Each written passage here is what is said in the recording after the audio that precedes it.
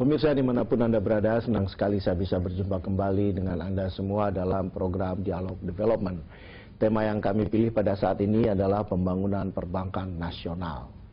Kenapa kami memilih ini? Karena pada saat ini perbankan sedang menjadi sorotan, baik karena masalah Bank Senturi ataupun karena masalah-masalah yang lain. Yang pasti kita semua tidak berharap bahwa lembaga perbankan berubah menjadi lembaga yang tidak bisa kita percayai, karena bagaimanapun juga lembaga perbankan ini adalah salah satu nadi utama bagi perekonomian nasional dan otomatis bagi kita semua. Dan untuk itu di studio telah hadir Pak Eko B. Suprianto, Direktur Biro Riset Infobank. Halo Pak Eko, gimana kabarnya? Baik, baik. Nah, sekarang ini dunia perbankan kelihatannya mendapatkan perhatian sangat luas dari masyarakat. Terbaik yang terkait dengan Senturi ataupun tidak, karena ada semacam kekhawatiran ini paling tidak. Apabila suatu saat Indonesia diterpa lagi krisis finansial seperti tahun 98 atau seperti beberapa tahun yang lalu, ya, atau 2008, itu pemerintah akan sangat ragu-ragu, atau bahkan mungkin para pengambil kebijakan ini tidak akan berani mengambil kebijakan karena mereka akan takut untuk dikriminalkan dalam tanda kutip. Ya, politisasi terhadap perbankan akan selalu berdampak buruk terhadap industri itu sendiri. Salah satu contohnya adalah kebijakan penyelamatan industri perbankan masih dianggap sebagai kebijakan yang selalu dicurigai akan menjadi sebuah kejahatan. Nah, ini itu yang pertama. Kalau situasi ekonomi sekarang ini memang masih global itu sembuh antara tidak sembuh gitu, masih di dalam keraguan-raguan, masih kerawanan dengan beberapa hal yang bisa memburuk. Nah, kalau itu terjadi lagi dan itu masuk, saya yakin tidak ada kebijakan yang mau membantu perbankan kita. Ini rugi buat industri perbankan. Padahal kalau kita bedakan krisis 98 dan krisis 2008. Krisis 98 penyelamatan bank itu menggunakan APBN, yaitu berpengaruh terhadap biaya pembangunan. Kemudian di 2008 dengan belajar krisis 98 itu sudah mulai agak membaik dengan menggunakan premi. Nah, kalau misalnya ada bank yang sakit atau bank yang tidak bisa ditolong lagi karena memang takut membuat kebijakan, ini akan berdampak buruk terhadap industri perbankan. Untuk apa saya membayar premi? Ya kan? Iya. Itu yang menjadi industri perbankan. Dan kedua, kalau saya melihat beberapa kali situasi yang sekarang ini dan kita bicara dengan teman-teman perbankan dan bahkan Perbanas membuat suatu survei menarik sekali, yaitu terhadap direksi dan komisaris bank, jumlahnya adalah sudah sekitar 75 anggota Perbanas, itu menyatakan sekitar 94% kebijakan yang dilakukan oleh pemerintah pada saat itu adalah kebijakan yang sangat tepat, karena kebijakan itu tidak menyelamatkan pemilik bank, tapi menyelamatkan industri perbankan. Itu yang dipegang. Nah, sekarang begitu dahsyatnya, saya melihat ini adalah sebuah pandangan politik dan bukan pandangan hukum, tetapi ini berpengaruh terhadap perilaku daripada perbankan juga sekarang. Bank yang diharapkan akan memberikan kredit itu juga agak ragu-ragu. Ini bagaimana nanti? Orang yang menyimpan dalam jumlah besar juga agak ragu-ragu. Apakah ini akan juga diobok-obok data-data nasabah? Karena bisnis bank itu adalah bisnis kepercayaan. Anda menyimpan di bank kan cuma Anda dikasih kertas.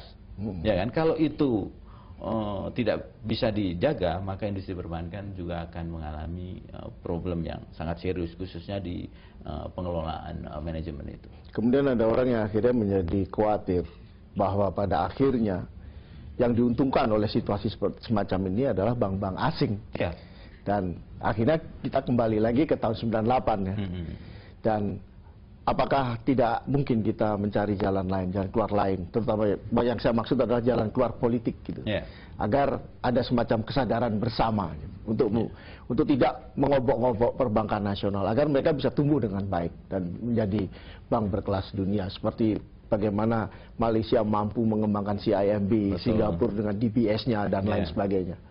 Ya, salah satu yang kita harus lakukan untuk membangun, yang pertama adalah dari sisi kebijakan. Kebijakan Bank Indonesia terhadap perbankan itu kan 99% boleh orang asing masuk di sini. Sementara kita untuk masuk di China, di Singapura juga tidak bisa. Nah, salah satu yang barangkali untuk membuat industri perbankan kita sangat berhasil, selain dukungan politik, ya kan, dukungan pemerintah, tetapi juga dukungan kebijakan. Kebijakan ini misalnya undang-undang JPSK itu juga harus segera dilakukan. Nah, kemudian adalah apakah kita akan ikut OJK atau Bank Sentral atau lembaga pengawas perbankan. Itu juga sangat penting. Dan yang terpenting menurut saya adalah memberi suatu kebijakan yang jelas. Kalau asing itu hanya boleh main di sini, swasta main di sini, BUMN main di sini. Dan saya ingin katakan bahwa misalnya ini, kalau kebijakan ini dianggap berbeda misalnya, nggak boleh di dalam WTO, kita harus mengatakan national interest. Ini adalah kepentingan nasional.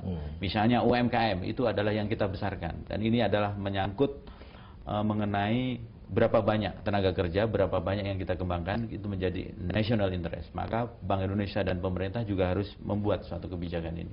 Ini hanya boleh dimasukin oleh orang asing. Ini hanya boleh dimasukin oleh swasta. Itu adalah national interest. Itu yang barangkali kebijakan itu yang mesti kembali kita pikirkan. Atau mungkin juga ada lagi, mungkin perlu juga membuat kebijakan-kebijakan yang khusus ya. Seandainya itu ide tadi misalnya ditentang oleh WTO gitu. Yang bersifat subsidi itu bagaimana? Ya, ini tidak ada subsidi. Tetapi yang kita lakukan adalah kita ingin mengembangkan infrastruktur, ya kan? Berarti itu adalah national interest kita. Maka sebuah kebijakan yang boleh masuk di national interest di infrastruktur adalah bank-bank BUMN misalnya. Kan sekarang apa sih nilai lebihnya bank-bank asing masuk di Indonesia? Kan tidak ada sama sekali. Semua masuk di consumer. Ya kan? Mau asing maupun asep, semuanya adalah di consumer. Ini yang perlu ditegaskan. Di dalam kebijakan BI itu bisa. Kalau itu dikatakan national interest. Jadi pemilah-pilihan market. Ya, tapi banyak orang melihat bahwa kalau bank asing itu satu musuh. Dari segi aset mereka besar sekali. Ya, dari kapital juga. Dari segi kapital mereka besar sekali. Kemudian dari segi profesionalitas pengelolaannya juga seringkali dianggap jauh lebih baik. Betul.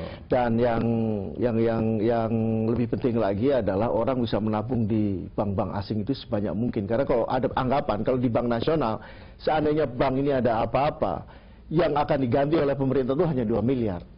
Sedangkan kalau di bank asing, karena di negara-negara, hampir semua negara di dunia ini memperlakukan blanket garanti. Full blanket garanti. Full blanket garanti. Sehingga orang yang punya uang lebih dari 2 miliar merasa aman untuk menyimpan dana mereka di bank-bank tersebut. Ya, itu benar. Kalau untuk tenaga ahli atau bankersnya, kalau sekarang saya agak berbeda. Itu tidak seperti tahun 88. Bankers yang masuk di Indonesia adalah consumer banking semua. Dan kalau consumer banking, Indonesia jauh lebih bagus. Kemudian kalau itu masuk di micro banking, Indonesia agak lebih bagus. Yang paling bagus kan biasanya di trade finance sama di credit corporate, ya kan? Nah, apa dugaan bahwa memang akan terjadi sebuah pelarian? Saya bisa yakinin ya. Karena apa? Ini harus bisalah istilahnya politik DPR. Jangan ini dilakukan terhadap bank-bank di dalam negeri, ya kan? Sebenarnya enggak. Kalau misalnya kalau kita mau jujur ya, yang dijamin memang 2 miliar, ya kan? Yang dijamin memang 2 miliar. Yang sisanya 80, sisanya dari 2 miliar itu adalah yang jamin adalah pemegang saham. Kalau itu misalnya bank BUMN, ya kan? Yang jamin kan juga tetap pemerintah. Misalnya kalau itu yang bank swasta, yang jamin adalah pemiliknya. Cuma masalahnya berapa besar pemiliknya itu. Artinya tetap aja orang mau di bank-bank asing.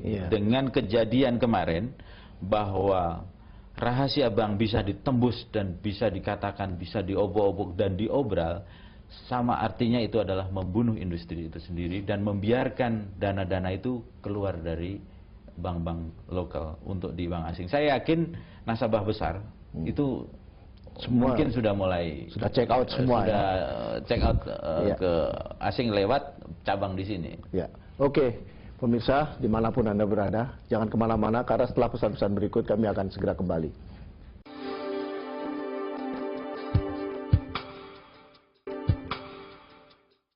Oke, pemirsa dimanapun Anda berada, terima kasih karena masih tetap mengikuti program Dialog Development hingga saat ini. Dan saya akan kembali ke Pak Eko B. Supriyanto, Direktur Biro Research Infobank. Nah, Pak Eko, banyak sekarang orang mengatakan ekonomi dunia ini tertolong oleh dana-dana stimulus. Yang menjadi masalah adalah kalau nanti suatu saat dana stimulus ini habis. Ya. Apa yang harus dilakukan, terutama oleh sektor perbankan. Ya. Dan karena tidak mustahil bahwa akan terjadi suatu gelombang baru krisis finansial global yang akan juga menghantam Indonesia. Ya, Indonesia ini sebenarnya kan diselamatkan oleh Tuhan menurut saya, karena ekspor kita kan tidak banyak, ya kan? Karena permintaan dunia menurun, ya kan? Kemudian ekspor kita tidak banyak dan tentunya tidak berpengaruh. Kita diselamatkan oleh jumlah penduduk yang besar, karena sektor konsumsi sehingga pertumbuhan itu menjadi masih tumbuh. Tetapi pertanyaannya, apakah pertumbuhan kita berkualitas atau tidak? Itu ya, betul. Karena pertumbuhan yang kita lalui sekarang ini adalah pertumbuhan didorong oleh konsumsi, sehingga tidak bisa mengangkat jumlah tenaga kerja. Dan ini adalah PR yang harus kita kerjakan. Dan yang kedua adalah apa yang Anda katakan tadi benar. Kalau misalnya dikatakan bahwa negara kita yang tergabung dalam G20 mengatakan stimulus sekarang dicabut, itu akan terkoreksi. Ya kan, Amerika sudah akan naikkan suku bunga, kemudian Australia naikin suku bunga, maka yang dinamakan hot money yang mempunyai animal spirit, jadi dia mengikuti kepala terbang, datang tidak diundang dan pergi tidak diundang, maka kita juga harus mempunyai kuda-kuda yang baik. Nah, salah satu kuda-kuda perbankan yang harus kita lakukan sekarang adalah bukan hanya persoalan modal. Masa perbankan